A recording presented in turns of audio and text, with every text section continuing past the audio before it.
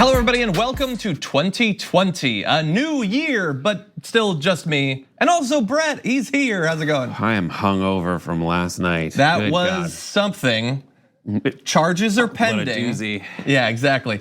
So anyway, look, we've got a special show planned for you today. In just a minute, Brett and I are gonna give a few of our just overall thoughts about what we think 2020 might bring, because it is gonna be a big year in a lot of different ways. But through the course of this hour, we're gonna do things a little bit differently. I secretly love top 10 lists, and so we've got two for you. So in just a little bit, Brett and I are gonna be breaking down the top 10 films of the decade.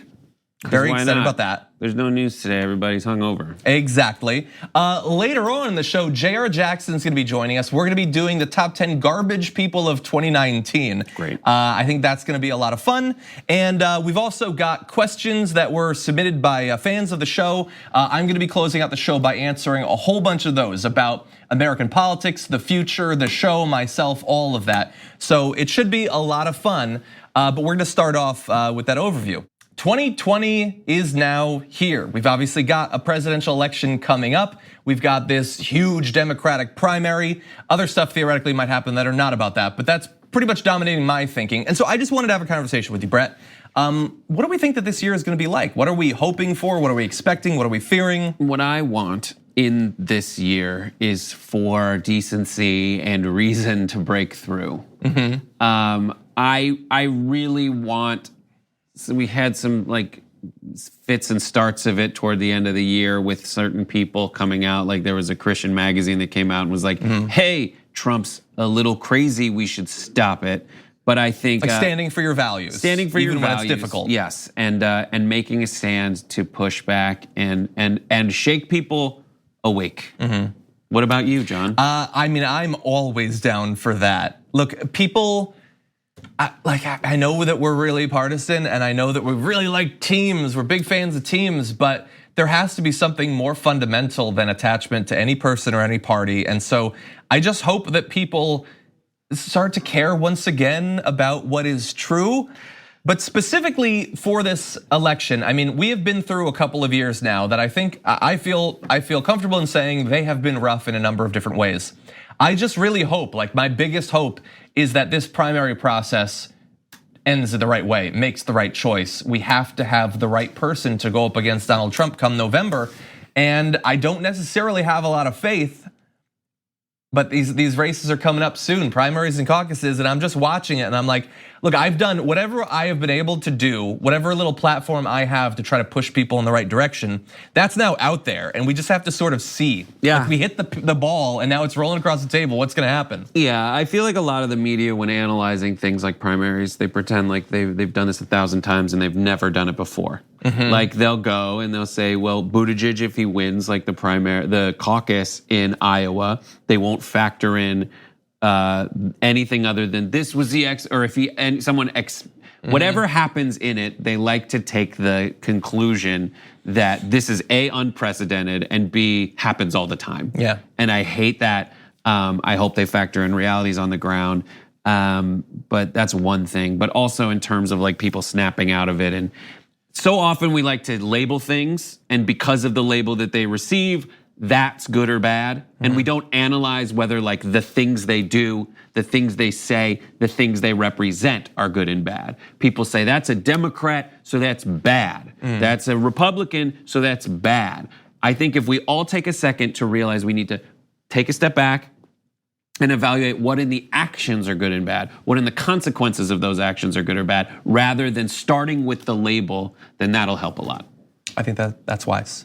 I am worried about, I mean, we had a year of really horrific extreme weather events. I'm worried that that will continue, perhaps accelerate, and tied to it, I hope that this huge surge in activism and youth activism around climate change, I hope that we don't look back and think, wow, that was a big thing in 2019. I want that to just, that's a thing now for the rest of our lives. And I'm just sort of watching again from the sidelines and hoping that Greta and the Sunrise Movement and others just they just stay out there. They keep driving press attention to this issue, and that they make sure that as we get closer to the election, it is a big consideration for the candidates and also for the voters. Yeah, I'm with you on that. Also, Legally Blonde 3 comes out this year. Does it really? Yeah. Elle Woods is back. Yeah. Getting another degree. Okay. Yeah. Oh, keep learning, America. Okay. So anyway, and that's a reminder that there will be good things this year as well. I mean, we are going to be spending so much of our time and what a high percentage of our processing power thinking about politics, but there will be other things going on, and so let's all try to bear that in mind during what can become potentially a really dirty year. Sonic with the good teeth comes out this year. Bad Boys for Life. That's true. There's a lot of creativity. Exactly. Star Trek Picard is coming. So anyway, there's some good things to look forward to too. So those are just a few of our thoughts. Obviously, we're gonna be here every day breaking it down. Hopefully, you'll be here with us as well. And so thank you for joining us throughout the year, hopefully, but also for today's show. We've got a lot planned for you. We'll see you after this. We need to talk about a relatively new show called the Republic, or UNFTR.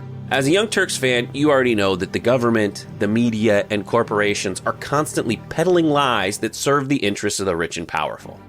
But now there's a podcast dedicated to unraveling those lies, debunking the conventional wisdom. In each episode of the Republic, or UNFTR, the host delves into a different historical episode or topic that's generally misunderstood or purposely obfuscated by the so-called powers that be, featuring in-depth research, razor-sharp commentary, and just the right amount of vulgarity. The UNFTR podcast takes a sledgehammer to what you thought you knew about some of the nation's most sacred historical cows. But don't just take my word for it. The New York Times described UNFTR as consistently compelling and educational, aiming to challenge conventional wisdom and upend the historical narratives that were taught in school. For as the great philosopher Yoda once put it, you must unlearn what you have learned. And that's true whether you're in Jedi training or you're uprooting and exposing all the propaganda and disinformation you've been fed over the course of your lifetime. So search for UNFDR in your podcast app today and get ready to get informed, angered, and entertained all at the same time.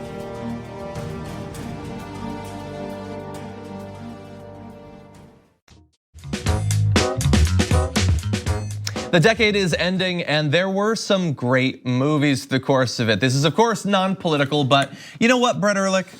We like movies. You've done various pop culture related and movie related jobs, and we've watched a lot of them. There were some great ones. So I thought, why don't we put together a list of the top 10 movies of the decade? Love it, that's a great idea. I think it is a great idea. And so I'm very excited to start talking about this for the first time. Yes. And so we each have 5.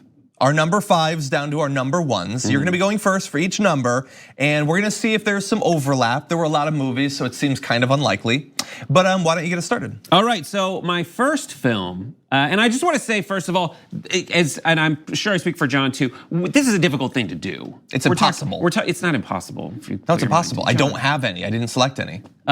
You did it. I did. You did submit 5, I submitted 5. It's very difficult to make decisions like this through hundreds of movies that came out, if not thousands of movies that came out over the course of 10 years. So as you'll see, I made some decisions. Some of these are more symbolic than anything, but others are, and so go with me on it. And or one movie might represent more than just that movie. And this will make you mad. Yes, it will. This will make you so mad, so just embrace it. I totally understand your feelings, but as you'll see when I'm done explaining, you're wrong. Okay. In terms of your opinion. So number 5, Bridesmaids. Bridesmaids is a film that came out in 2011, and before this, the previous decade was dominated by raunchy, toxic masculinity comedies. It was. But just like a bunch of things like that. The Hangover and Wedding Crashers, 40-Year-Old Virgin, where like it was all about the dudes.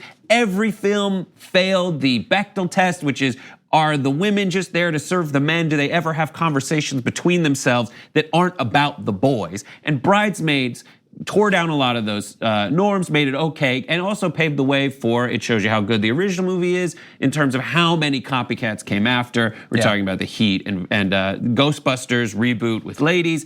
All of that was made possible really in Hollywood, and this is how Hollywood works with Bridesmaids. Yeah, Yeah, and there's that upcoming movie with Selma Hayek. Yeah, it seems sort of and it's now really you just funny. expect that there will be a lot of movies like that. A lot of great individual performances, a lot of memorable set piece comedy interactions. Really, really disgusting. Doo-doo in a street in a dress. Spoiler alert. There you go. Okay, my number 5 is a representative of a genre that I don't generally consume too much of, but it is Get Out. I don't watch a lot of horror movies, but I think and I hope that horror movies going forward, many of them will be influenced by Get Out, because Get Out was very scary at times, both shocking but also like deeply unsettling, which I find to be a more satisfying form of horror. At the same time, whenever it wanted to be, it could be as funny as any comedy. And it didn't undercut the horror at all when it wanted to be funny. And at the same time, while doing both of those things, which most movies, including horror movies, can't generally do, it also was deeply socially relevant. And it seems like it's already starting to influence movies. And so I want horror to move in that direction. Fair enough, great idea. Let's see if it comes up later in my list. The Marvel movie decade is number 4 for me. One of the great aspects of this collage of interwoven plot lines is that they were able to write a bunch of films that really function as one film. Yes, if I was to choose one, it would probably be Thor Ragnarok, because it managed to, a great movie. to do that and be a buddy comedy road movie. That was hilarious. They brought in Taika Waititi to be involved in it, which is from the What We Do in the Shadows group and all that. And it was fantastic. I loved it. And that was so hard to do, especially in relation to the previous decade when we were in an era, and this did bleed over into then, but right before the Marvel movie decade started, they had things like Ryan Reynolds as Green Lantern, where they were just, I was on phone calls in a talent agency where I heard people just be like, we know we need a comic book movie. I don't care who it is or how we do it. They do well. And you had films like Green Lantern. And that was the last gasp, and Green Hornet too. I like that a little more. I didn't see that one. But Green Lantern specifically, they ruined having Ryan Reynolds. And these Marvel movies changed the reality for that genre and gave rise to a very good movie that's not on my list, but is technically in the Marvel universe, but not this Marvel universe, Deadpool. But exactly, which proves he could do it. These films really revitalized that genre and brought it to a whole generation. Exactly, and I did particularly like Ragnarok. I don't know if it's my favorite one, obviously, but yeah, I didn't like Thor 1 very much. I thought Thor 2 might be the worst of the Marvel movies, but Thor Ragnarok was amazing. Guardians right up there too. Guardians, very good too, yeah. Okay, my number 4 is, no pick is gonna get attacked as much as this. Can't wait for this. It's Star Wars, The Last Jedi. And I know that Star Wars fans hate Last Jedi. I don't get it. I'm not even saying that it doesn't have issues, but there are sections of The Last Jedi that are everything I want in a movie, and in particular, everything I want in a Star Wars movie. The first bit where they're doing their mission, they're assaulting the Dreadnought, that could be an awesome sci-fi short by itself. They fit so much story in just a few minutes. It is so emotional. I tear up. I just watched it yesterday. I teared up again. I've seen it like 10 times. Some of the fights near the end and like what goes on in the Dreadnought, it's everything I want in a big space opera movie. It does it so well. It is perfect at pulling those emotional strings. I understand that the plot has some issues. I would argue many big budget action movies and sci-fi movies have a few issues if you dig enough. But like this is what I wanted. I liked all the other ones for the most part. I thought the Rogue One was great. I thought The Force Awakens was great, but this was just, it gave me those Star Wars moments. Well, what you kind of underscore my argument for my number 3, which is also a Star Wars film, and it is Rogue One. Number 3 is Rogue One, and I don't know if anyone can see this, but like for the record, there's a lot of fist bumping coming from the control room because it doesn't have some weird casino scene where I don't know why I see, what's his name, Mr. Aniston, Justin Theroux. Justin Trudeau. I don't know why I see him for a second. They never really talk about it. It is so strange. Why don't we just? It is unforgivable. Not every plan comes together. Prohibitive. I know, but like, no. Rogue One's very good. Let's talk about how good Rogue One is. Rogue One is great because this is why it's above Marvel. It is also a big budget franchise film. But what Rogue One does, that is one of the central criticisms, not to the quality, but definitely to like the tropes of Avengers style movies, is that in all those movies, you're like, the drama's cool, it's awesome, but I know the good guys are gonna win and I know they're gonna survive. And even if they die, I know they're gonna come back. Rogue One was kind of off to here, bridging two different parts of the cinematic universe of Star Wars, and it had that drama. These people, many Jedins will die for this information. We don't know which Jedins, we don't know when Jedins, but many Jedins died. And it is very intense. What are the Jedins? That's many Jedins died. Bothans. Bothans, really? Yeah, they're Bothans. You want to I don't question know. this? Many Bothans You died. think I haven't read books that are about Bothans? Damn it. Anyway. I thought it was many. Anyways, No, either way, Bothans, so but- you win. So yeah. John wins this round. But you have a but good not in pick, terms so of you quality win. of movie, but Rogue One is best because of the drama that's able to make its way, an uncertainty of hero fate that is able to make it into a film like this in this category. And it's so damn good. I agree. And it's also possible that it laid the groundwork for movies that, like you can have a Star Wars movie that's not about the Jedi. We have The Mandalorian now. Would we have had The Mandalorian without Rogue One? I don't know. I can't hear any point you're making because I'm so mad at myself for the Jedins thing if I'm wrong. It's fine. There are Jedi, so you have that going for you. My number 3 is Ex Machina. I think that Ex Machina is just so good. It has almost no one in it. There's almost no set, and yet so much happens in it. It is just such a perfect sci-fi movie. Amazing concept. Great performances. It says something about humanity. It says something about the future. Also made Alicia Vikander a star, which I'm very grateful for, and made me love Oscar Isaac as well. And by the way, it shows what do you get out of a movie being sci-fi? You could have things like they have in there that they're just so stimulating. They make you think, and man, that ending. If you haven't seen Ex Machina, it has one of the best endings of any movie in the past decade. Yeah, that was very close to being on my list. It Really? was an honorable mention. I would like to say that I've seen it multiple times, and it is just a little play. It's a play. Great short story or play. So that's the first part of our list. We're gonna take a short break and then come back with how we're gonna close it out. The best movies of the last decade.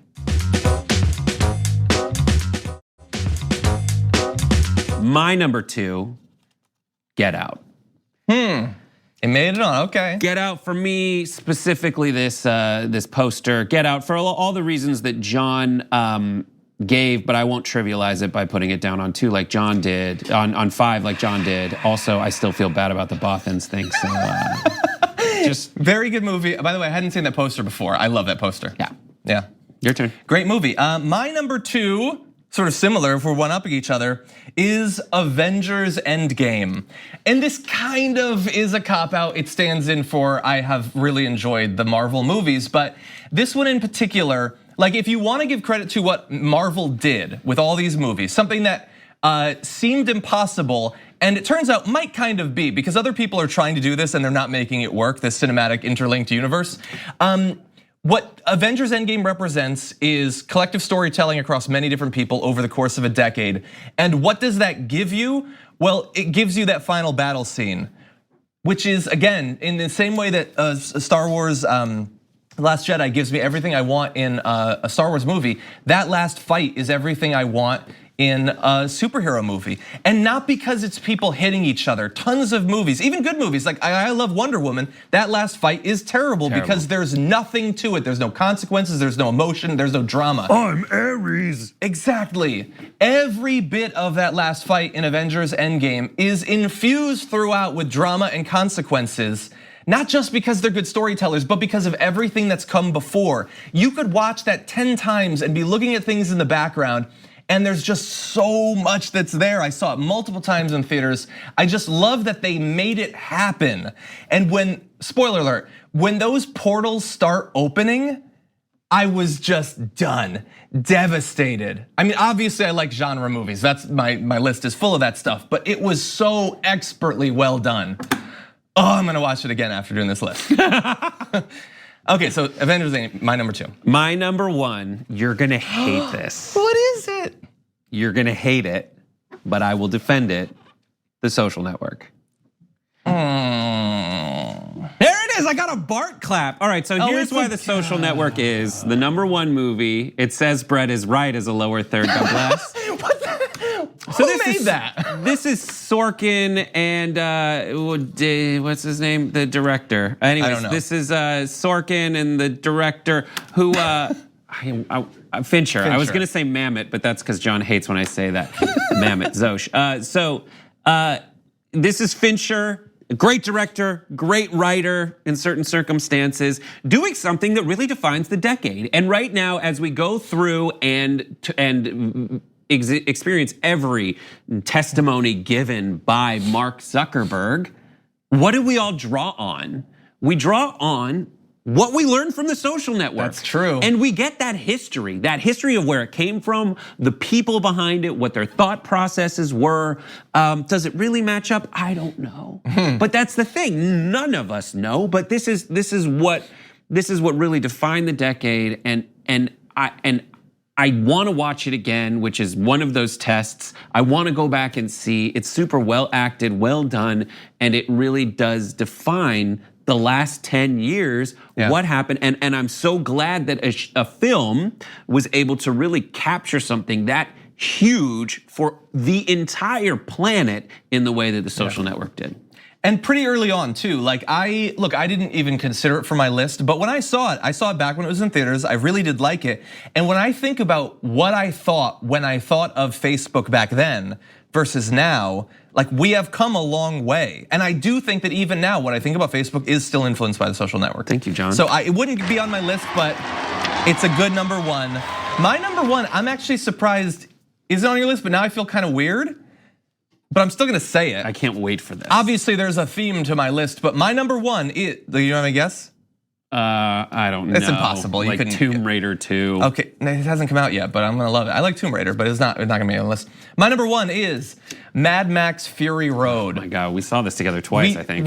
I think we did. I saw it 3 times. I think this is the only movie I've ever seen with Jank and Ben. By the way, I didn't know they were in it. It's not that I necessarily think that this movie is cooler than some of the other ones on my list, but I like it for many of the same reasons. And the reason why it's number 1 is it didn't. I know there are other Mad Max movies, but it didn't have a decade coming up to it. It didn't have other Star Wars movies right before. It had to, for many people, make this world and these characters right now. It does it instantly. Like as soon as you start this movie, you know what this world is, and every detail that's added onto it is just so fascinating and expertly crafted. How this movie is just a chase scene. How could it be as good as it is? But it's great. It doesn't. Most of the movie doesn't even need dialogue. There's very little dialogue in this. It's visually more interesting than any special effects laden movie, even though most of this is practical effects. Watch the documentaries about it. It is amazing how they put this together. Watch documentaries about how they storyboarded this, how they sold this, how they tried to get this made for a couple of decades. It is exactly what they wanted it to be, I think. Even more so than the other movies. That's a very John answer. It's exactly what they wanted it to be. And what they wanted it to be was good. Yeah, but like they wanted it to be that. They put in the work. They could have taken shortcuts. They decided not to take shortcuts. Or CGI. Yeah, that's what I mean by shortcuts. Yeah. And it wouldn't have been what they wanted. And they did the work necessary to make it what they wanted. And they succeeded. And there's a lot of people who take the shortcuts and do succeed, and that's frustrating. Yeah. This one didn't take the shortcuts, and it did succeed. So I like your list. I think to put it number 1 is insane, but you could flip around a few, but I really do think as an individual product, I think it's pretty much perfect. I don't see what you'd possibly change about it. I just wish it was cinema. Okay, so really fast, just any quick shout outs to honorable mentions that you consider. I mean, 5 is a very small amount of movies. Like, and we couldn't do 10 each. Thinking about like Birdman. Birdman's a very good movie. Uncle Drew. I don't know if you saw that. No. Uncle Drew is Kyrie Irving. Boss Baby, like these kinds of ones, the Overboard remake, like the top heavy hitters. Okay. That was just like, one time we did a list of like the best, the hottest characters, and then my joke version was all gonna be Matt Damon characters. And my joke version was Uncle Drew, Overboard, Boss Baby, and Bird Box. And Bird Box is fine. So a couple that I was definitely considering. I mean, there are other movies in some of these. Like I really love Force Awakens. I thought that Deadpool was great. Guardians of the Galaxy was great. The first Iron Man, we might not have this entire thing if it wasn't for the first Iron Man. So very good. But also movies like Inside Out and Coco are both animated movies that I wish that I could have fit on the list because they're both amazing. There are probably some movies that are not about superheroes and wizards and stuff, but it's difficult for me to think of them when thinking of this list. But anyway, I mean, there have been a ton of good movies. These are just a few. I would love to know what you all think, so feel free to tweet at Brett and I, letting us know what belongs on your list, okay? And with that, we're gonna take a short break and come back with more for you.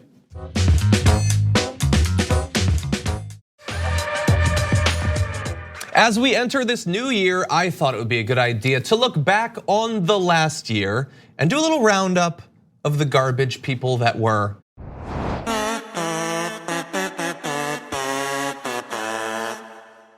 So it's a segment we occasionally do on the show where we point out people that are not objectively the worst people in the country or anything like that, but they're petty and smug and annoying and overall damaging to the sort of country that we want to live in. So Jayar Jackson is joining me. Yeah. We've each got 5, okay? There might be some overlap, we will see.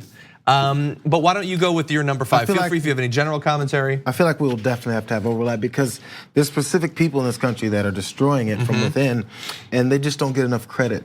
Exactly. For their destruction. Yeah, one of them will appear on the Friday show. Brett Erlich, he'll be joining me. We'll give him credit then. That's where the crossover on our list will be. Okay, so what do you got? So I will start with my number 5, of course, they're going from top to bottom. More garbagey as we go. Yeah, a little bit more, a couple more banana peels and spaghetti sauce on each one as we go. A couple of diapers. There's a couple of Chef Boyardee rings. When you think of garbage, you think of like diapers and bananas. Eventually. That's just that's disgusting. Let's start with my number 5. And by the way, my list goes to how the destruction of our country from within goes. And so the reason why Sean Hannity, may I show him first of all, is my number 5 garbage man of the year. And partially because he's one of the first, not the first, but the loudest voice when it comes to the state-run propaganda channel that he works for, and specifically his show. He works in coordination with the president. He advises him. I'm not sure what he advises him on. He gives him a lot of his ideas that he thinks are real and are based in reality. He pushes the propaganda. So whenever someone like Trump is trying to do the things he's trying to do to the country, he needs someone to back him up. He needs someone to push the lies that aren't just his, and so people can think, there's multiple people saying this. Yeah. Oh, the trusted Sean Hannity said so. From the Mueller investigation to Ukrainian lies and all these things that happens, Mr. Hannity is a constant. He's going in the garbage. I could not agree more. So he, nice, close up. Yeah, he's so smug and like of all of the people on Fox News, more than Fox and Friends, more than Tucker Carlson or Jeanine Pirro or any of them, if there was someone who you would predict would have no qualms with just blatantly lying to the audience, I think Sean Hannity on all the cable channels is by far the leader in that category. He pushes those names, the constant, the theoretical memorable names, like he did the Peter Strzok, Lisa Page thing a million times. The do nothing Dems, the this Dems, the that was the obstructions. He pushes these lines and make people think it's based in reality with absolutely no basis behind any of it. Yeah. If you programmed an AI to be a blowhard Republican, that's what you would get. Sort of similar, but working on the inside. My number 5 is a bit of a throwback. Some of them are Sarah Huckabee Sanders. She's been gone for a little while, but she did a lot of damage over the past few years, including in the beginning of this year. So she executed the White House press event and everything, giving us chopper talk. And look, is she the worst person ever? No, but she has done everything she can to destroy any respect for the truth, belief that you could expect something true to come from the White House. With her, that has not existed for some time, and thus into the can. You know, and she kind of stands out because ever since she decided to step down, we haven't had we have Stephanie Grisham, technically. She doesn't have them. She exactly. doesn't conduct press conferences because who can follow up the degree to which she was able to lie for the president blatantly and openly? And after people found out, she said, what am I supposed to do? Yeah. That's the truth. Let's go to number 4. What's your 4? My number 4, Mr. Lindsey Graham. Yes, that's the guy. I mean, I don't think it's that much of a surprise to put him on this list. Again, my theme of these is going to people that are assisting his president and doing what he has always wanted to do. Now, as it's gone down the line, of course, this guy was completely and vehemently against the president during the primary run, which many Republicans were. The level of the way he's flipped, it's such a 180 is larger than anyone else's. Yes, Chris Christie was on his side, then he wasn't, then he was again, then he wasn't. Lindsey Graham is the most vocal subversion of reality that's within the Senate. So, there was those times when he went on Fox and Friends and he decided not only do you change your policies based off the president, but you also call him amazing. From down to something like golfing. It was, you're the best golfer ever, Mr. President. You're the best ever. I'm just saying you're the best. Why is golfing and praising him on his golf game, which we already know he cheats in, why does that have anything to do with your approach to being a good senator? Because of and who working Trump for the American is. people? That's why. Because you've become one of works. his minions and and there's no shame in showing everyone that's exactly what you are. Yeah. Okay, that's a good number 4. Sorry, I got to feel free. Feel free. There's time. No, my number 4 is going to be a little bit outside of what we've talked about for some time, but I'm putting R. Kelly on here because that interview. I mean, it's one of the photos of the year for a guy who has done. He's got some great songs, but for all of the terrible things that he has done, his insulation from accountability and defiance in the face of all that we know that was going on. And then that interview, I mean, that was crazy. There are other men like him, other celebrities like him, but he's one of the most confident in what he has done. And so I'm gonna remember him for this year. And you know what else he has done? It's been a problem because the whole situation with him sparked, which we've known since the 90s, sparked such a secondary discussion about what R. Kelly has done to girls, not women, throughout his career, is it caused divisions among normal folks to start debating, and they went, oh, but R. Kelly's not that bad, man. So it actually highlighted other garbage people that for some reason, because they like I Believe I Can Fly, that suddenly it's okay for him to do these things. I liked it, but not enough to look the other way. Well, at least what he did do was identify more of those types of folks. Yeah. Moving on to number 3 for me. Again, we went straight down the line, Mr. Jim Jordan. Oh, Jim Jordan. Representative Jordan from Ohio. And the obvious parts, of course, is his propensity to be the attack dog against the impeachment hearings. That's the latest thing he's been known for. Literally, they put him out in front and they said, hey, Jim, you're the kind of guy who's gonna yell and scream enough. And honestly, we talk about polls and how people are tired of hearing about impeachment. He's one of the primary reasons because people get sick of hearing that same mantra and the constant beatdown of this against reality. So people go, oh my God, these are just politicians that are talking to the air. He's the one who's allowed that to happen without being the name connected to it. And number 2, let's not forget, he was one of the assistant coaches at Ohio State when all these scandals went down with the sexual assault that was happening with that coach or trainer, whoever it was that eventually killed himself. The doctor, I think. Yeah, the doctor that killed himself over the rest of it. But he's just trying to come out squeaky clean from that. But instead, it proves the point, and I said this before. A lot of times, slimy politicians didn't become slimy politicians once they became politicians. Before, he was a slimy wrestling coach. Garbage guy. Look, I don't want to give any spoilers, but I didn't think of Jim Jordan, but that's a good one for the list. My next, I'm going to see your Sean Hannity and maybe one up you, Tucker Carlson. Look, like I said, look, Hannity is more ridiculous, a bigger blowhard, all of that, in support of the president and the Republican Party. But Tucker Carlson in particular is way more committed to pushing white nationalism and white supremacy. And also, it's been mind-boggling to me the lengths at which people who I agree with on some things have tried to imply, oh, Tucker's reasonable on this thing. No, he's not on anything. It's a con, it's a con. He's changing the wrapping paper. The president is white supremacy, that's all it is. And so he pretends to support populist policies every once in a while. He's gonna support every Republican president from now until the day he dies, that's it. He's the same as all of his other hosts, stop accepting the con. So the trash he goes. That is Tucker Carlson's calling card, by the way. So remember he was on like Crossfire or something, CNN a long time ago, and he'd sometimes have these things to say that make 10% level of sense. He doesn't have that because it doesn't work out for him. That's why his book deals are several $1 million each. I read this, I told that to you before. I think it's tens of millions of dollars per book deal. That's ridiculous. And he's got 2 more left with that particular publisher. It makes tons of sense. He supports Donald Trump. That's why he does what he does. Yeah, that's true. On to my number 2. What's that? Again, my theme continues. I'm sure you could probably figure it out. It is your head of the Department of Bill Justice, Barr. Mr. Barr. So What problem could you possibly have with him? he's been compared to a lot of fictional characters like the baby from Dinosaurs, like Fred Flintstone. And all are accurate. Not the AG. Except those two characters were lovable. And sometimes they told the truth. This guy's not one of those guys. So of course, he's the new attack dog and the new defense of the defenseless. If you want to subvert our rule of law, because there's the rule of law president, if you want to subvert the Constitution, if you need someone to back up and block your claims or anyone else's claims for the wrongdoing of our president, you need the top lawman of the country to stop the law from coming for him. This is the basis for what he does. From putting out a letter in front of the Mueller report to say it doesn't make any sense, and then trying to do it with the IG report as well. These are the type of things that regular Americans don't really know who's doing it, and he's the one who does it and makes sure to happen.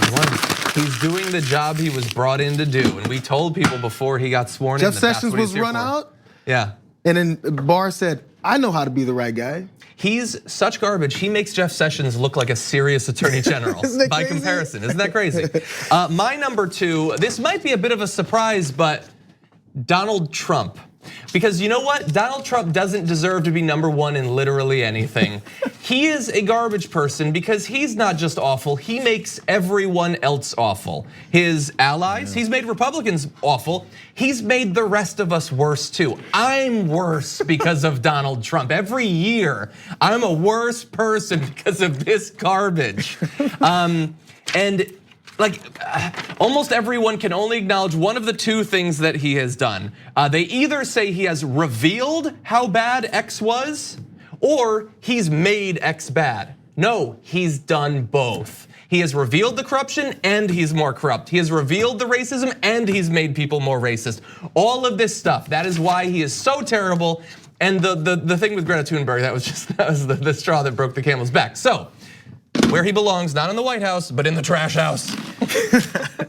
I mean, I can't disagree with it because he is the basis for my entire list. There you go, that's actually true. So, for my number 1, and so far we've had no crossovers. No crossovers. This is amazing, this is great. I like that we get 10 full counts because- Well, we'll see. We'll see, you're right, we'll see. see. So far, I've had 8 full counts because it works out that there's that many people in this country that have looked to destroy it. My number 1 is the one who helps the president the most with his last level. The reason why William Barr was number 2 and help him with the law part is because this guy, Mr. Mitch McConnell. Mitch McConnell is working as, of course, he's the leader of the Senate. Of course, the Republicans have the majority there. Yeah. He's the one who's most recent of his garbage moments.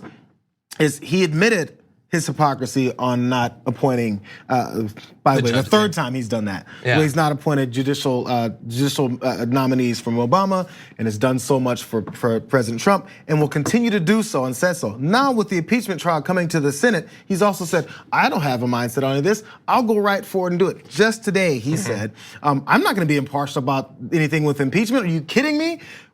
Days after they complained and said the Democrats were not being fair in their House inquiry. So where's the standards? Where's the principle? Yeah. We already knew he didn't have any.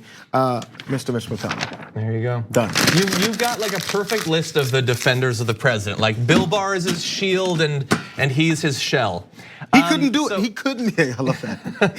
He couldn't do the things he does without those people. Exactly. Well, look, that is a good choice. But I will add this. My number 1.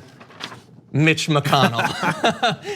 You nailed it because look, in terms of substance, Trump obviously horrendous. But Mitch McConnell, like if it wasn't for Mitch, then Trump would not be nearly as bad.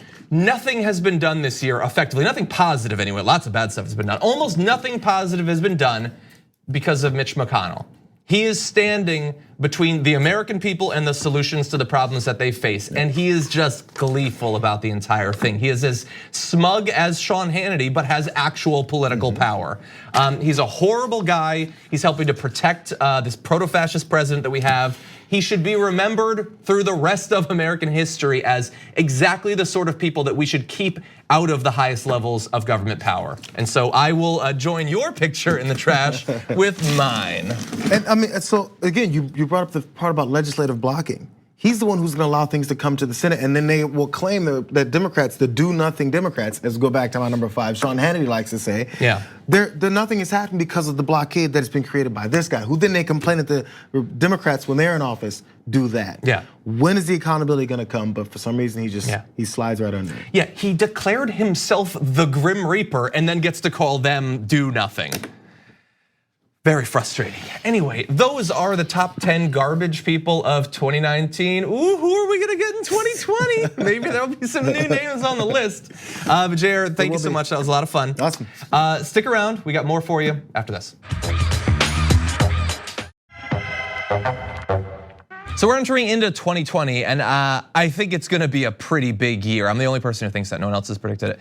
Obviously, politically, it's an attempt, it's a chance to either replace Donald Trump or ensure 4 more years of Donald Trump. It's gonna be huge for politics, also hopefully huge for this show. And so as we enter into it, I posted on Twitter asking for any of your questions about the state of American politics, the state of the show, just so that we can sort of take stock of where we're at and where we're gonna be going. I wanna know what some of your concerns are. And so I got a lot of good tweets. I wish I could get to all of them, but there are a ton that I'm gonna try to fit in here. So with that, let's start off with the first, sent in by @Naja Legionist, who said, if Biden wins the nomination, Cenk and other progressives lose their primaries, what should be the action plan for progressives post-election?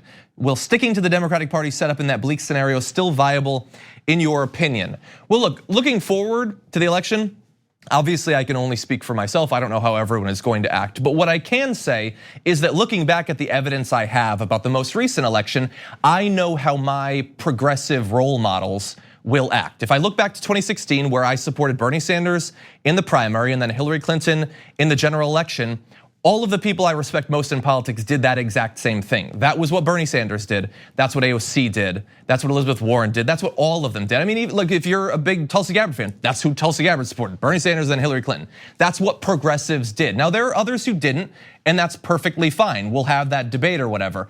But I am not going to support Donald Trump getting reelected. And I'm not gonna do it explicitly or sort of as a side effect of whatever I do. We can disagree on that, and you can make the case to me, to Bernie Sanders, to AOC, to all of the others. We have a year to debate that. But the last thing I wanna see happen is 4 more years of Donald Trump. And I'm sure Bernie Sanders would certainly agree with that. So it would be bleak. I agree with the person who sent in the question, but I'm trying to limit how bleak it might be. And also, I still don't think that Biden is gonna win the nomination. So I'm not too incredibly worried about that.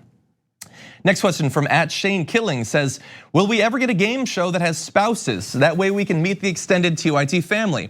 What I would give to watch a newlyweds show where John, Anna, Brett go against Jayar, Cenk, Malcolm, TYT Family Feud, TYT Newlyweds.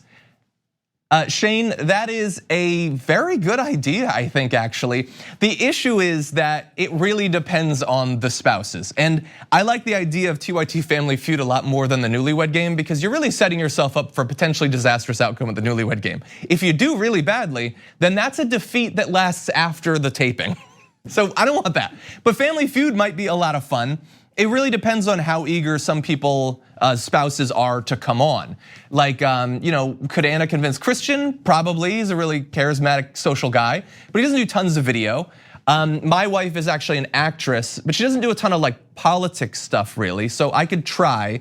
But I know Brett's wife does not really like being on camera. So we could potentially set that up. Maybe that could be a mid-year version of Postmates or something. Next one's from Uniquely Kieran, who says, my questions are, 1, how were you able to transition to a career in journalism? I'm thinking about making a switch to journalism myself, but I'm trying to figure out the best way to do so. Go back to grad school or try volunteering someplace, both? So Kieran, my overall advice would be talk to literally anyone else in journalism rather than me, because I don't even explicitly consider myself to be a journalist. I write op-eds, I do political analysis and commentary, but I'm not a journalist. I'm not generally doing investigative reporting or anything like that. And I did not get into this in anything approaching the normal way. I was in grad school, but not for journalism. I was pursuing a political psychology degree, and I just happened to be a big fan of the show, and so I sent in videos and they eventually offered a job. That is not a reliable way to enter into the career field, though, I will say. I don't know a ton. I would say Anna has actually taught journalism, so she might be a better source to go to for that. But I would say, I think that we do need journalists who take it seriously, who have a strong sense of journalistic ethics. And so if you wanted to get a degree in journalism, that certainly seems like a good way to start. Where you go from that in terms of careers, I would turn to your journalism professors, probably people who know a bit more.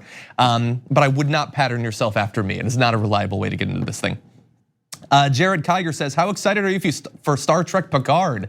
I am very excited. I haven't been thinking about it a ton because, Star Wars and all that recently. But I love that they brought it back. I never would have predicted that they would. I love that they're packing it with cameos. And so very excited, especially that I believe they've already okayed it for a second season when the first season doesn't even come out for months.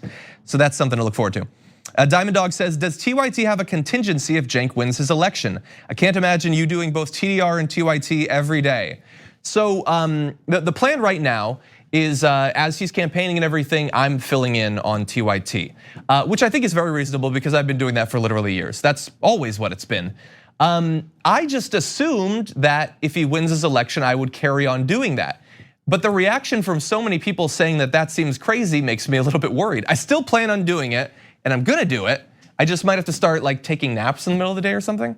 But there are plenty of people in news who do multiple shows, right? Wolf Blitzer's in that building all day long, I feel like. Chuck Todd doesn't have a home. He lives in a closet in the building. So if they can do it, I can do it too. I just might have to start eating healthy or sleeping or something. Let's see. Diamond Dog had another question, said, given what we know about both the mainstream media's treatment of progressives and the progressive side's habit of eating their own, will there be more of a concerted effort made by independent progressive outfits in 2020 to amplify each other's messages for a common cause? I mean, I guess there's a lot of media and I can't like actively follow all of it. I can't even peripherally follow all of it. But I actually feel like there's quite a bit of this now, actually. I think, we have people on the Damage Report who do other shows, both inside and outside of the TYT network. Like, Michael Brooks is doing stuff on our show quite a bit. We have a good relationship with the Majority Report and all of that. I definitely think that people could try to find new ways to collaborate. I think that TYT, I mean, we've said for a long time that we consider ourselves home of progressives. We want to integrate as many progressive voices as possible and help to boost them. Historically, obviously, a lot of these voices are, knowingly or not, sort of patterning themselves on the TYT model. Like the show that Cenk made influenced a ton of YouTube shows afterward. I think for some outlets, like the struggle just to stay afloat in terms of money, it's so difficult. And like the algorithm constantly changes, you're constantly worried that this thing could fall out from under you. So a lot of people are probably just worried about staying in this thing. Hopefully if things become more solid for more outlets, then there can be more of that cross-pollination. I think that would be a great thing for the movement because you definitely see that on the right. Neil Moffat says, over here in Scotland, it is looking more and more likely we will leave the UK. Do you think that America will ever separate into smaller countries with how divided it is? I certainly hope not. There are always multiple efforts for different states to break off and stuff like that. There are cases to be made. I think that that's too much. I think that if we work hard, if we fight hard, if we persuade people of our values, then we can move the entire country in the right direction and we don't need to split, California off to one thing and then the Deep South to another or something like that. That seems pretty disastrous. Someone named Ivory said, do you think that the right wing will become more violent, as they claim when progressives start winning? I hope not. I certainly am worried about that. I mean, we've seen a good amount of right-wing domestic terrorism over the past few years. There are a lot of, we've covered on the Damage Report, like people who are fans of Trump saying that if he gets impeached, that they're gonna whip out their magnum or something like that. I hope that a lot of it is just talk, just bravado. There's always a ton of that on the right. But I am worried about extremist violence. I think that if Donald Trump loses in 2020, that is gonna be a very tense situation. The aftermath of it is gonna be very tense. I hate even putting that out there, but I've been given a lot of reason over the past few years to believe that. Maya says, what are your goals for the show in the next year and next decade? That's difficult, and that's something that I've been thinking a lot about. I plan on meeting with my awesome team because things have been going really well. Don't get me wrong, the past couple of months have been by far the best months ever at the Damage Report. I mean, things have been going really well. Not in the country, but in the show, and that's what's really important. In terms of what we want to do, the goal was always, like, what if MSNBC actually wanted to have a real progressive show and they had the resources and the talent and the time and the attention and all of that? And obviously we don't actually have those resources, but that's what I've been trying to accomplish. And it's a lot of work, obviously. I've been filling in a lot on the main show. There's not as much time to brainstorm as I'd like, but I do want feedback. If you have ideas of things that you think that either this show or all progressive independent media is missing, ways to reformulate as we move into this election season, I do want to hear it, and I do plan to come out with some new ideas in the near future. Ashley McKinstry says, would you or any of your wonderful weekly co-hosts consider running for office? I can't speak for my wonderful weekly co-hosts. I think that they would all be awesome if they pursued political office. I can say that I love the idea of having a voice like in the House or something like that, and I despise the idea of running for it. I think elections are horrible. I think that until we get money out of politics, it's just terrible. The amount that you have to do to just try to get money to come in. Like I feel like it should just be, a contest of ideas, and unfortunately, a lot of it is not like that. Now, things are changing. There have been candidacies in the past few years that have shown a different path, but right now it is just, it's dirty and I can't imagine it. But things could change. You never know. Maybe in a few years. Ray Samuelson had perhaps the most interesting question: who will be the Republican nominee in 2024? I mean, that is really the question. I mean, we're like forgetting 2020. Trump wins, Trump doesn't win. Where does the Republican Party go after that? That is really the question. I mean, I hope the answer is not Donald Trump. I also hope it's not Donald Trump Jr., but you never know. I mean, maybe it will be a thing where after Trump is gone, that's all the Republican Party has is devotion to this family. That could be it. We've had dynasties before in this country. I don't know, maybe Ted Cruz is waiting in the wings. There's a lot of people who are just keeping their head down until Trump is gone. Then they think, you know what, this isn't the Republican Party that I wanted necessarily in some ways, but I'm gonna take control of it once the time is right. And I don't know what's gonna be left once we finally get to that point. And the final question, the Stone Buddhist says, what was the one moment or story that restored at least some of your faith in humanity? This one is actually kind of easy, and not because there weren't a lot. There were a number, but honestly, and I don't wanna be sappy or whatever, but it does play into the most important issue for me. Like the work of Greta has been like the story. Her speech in Europe, where she was like in tears, like assailing world leaders for their lack of action. Like that's not a happy story, but I am so happy to see people addressing that issue in that way. Like I try not to lie or deceive the audience in any way. I'm pretty pessimistic about this issue and about the willingness of America and world leaders in other countries to actually address it. But I am at least like, I'm heartened or emboldened to know that we're not gonna go quietly into this disaster, that there will be an effort, there will be passion, there will be strike back against this apathy towards our own destruction. And so hopefully things progress a lot more in the next couple of years in the right direction, but at least for now, I mean, and look, there's a lot of other, the Sunrise Movement is awesome, there's a lot of other great activists in this area. I don't wanna solely focus on her, but seeing that thing rise this year, in addition to like AOC and the Green New Deal, like that has been the thing that has given me the most hope so far this year. So anyway, that's the questions. Thank you so much to everybody who sent them in. I don't know about you, but I am excited for 2020. Obviously a bit nervous too. God only knows what will happen, but we do have big things planned. I hope that it'll be a good year for the show and more importantly for the country. And I wanna thank you for joining us on this episode. It is a new year, and we're gonna be coming back tomorrow with more live content, hopefully refreshed and ready to engage in this thing once again. Thank you for joining us. We'll see you tomorrow morning.